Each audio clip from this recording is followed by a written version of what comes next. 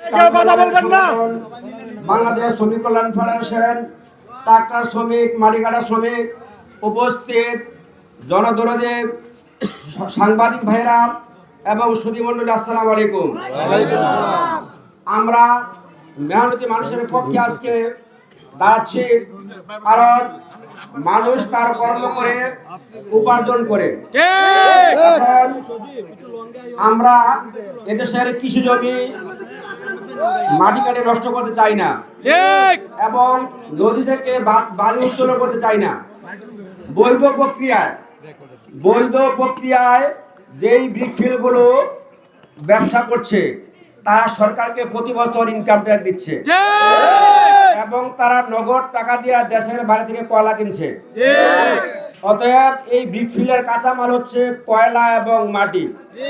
যদি মাটি না পায়, কয়লা না পায়, ব্রিকফিল্ড বন্ধ হয়ে যাবে।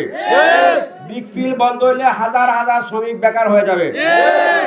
তার সাথে সাথে আমাদের যে শিল্প কারখানাগুলো নির্মাণ হচ্ছে, বাড়িঘর নির্মাণ হচ্ছে, তার সাথে হাজার হাজার লক্ষ লক্ষ শ্রমিকের জীবিকা নির্বাহ করছে।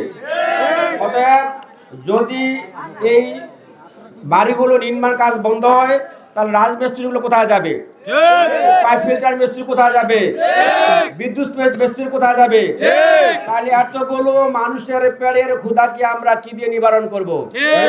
অতএব আমরা সরকারের কাছে, এমপি মহোদয়ের কাছে, উপজেলা নির্বাহী অফিসারের মাধ্যমে আমরা আজকে এই ঘোষণা দিতে চাই, এই আবেদন করতে চাই, মেহরবানি করে আপনারা এই জনগণ, সাধারণ খেটে খাওয়া মানুষের কথা ভেবে চিন্তা করে দয়া করে পানি উন্নয়ন বোর্ডের সাথে সংযোগ করে আলোচনা করে, শ্রমিক নেতাদের সাথে আলোচনা করে কিভাবে শ্রমিক বাঁচে, দেশ বাঁচে এবং আমাদের দেশের পরিবেশ রক্ষা হয়, এই বিষয়ে যারা বিশেষজ্ঞ আছেন তার সাথে কথা বলে অবশ্যই আমাদেরকে সিদ্ধান্ত দিবেন।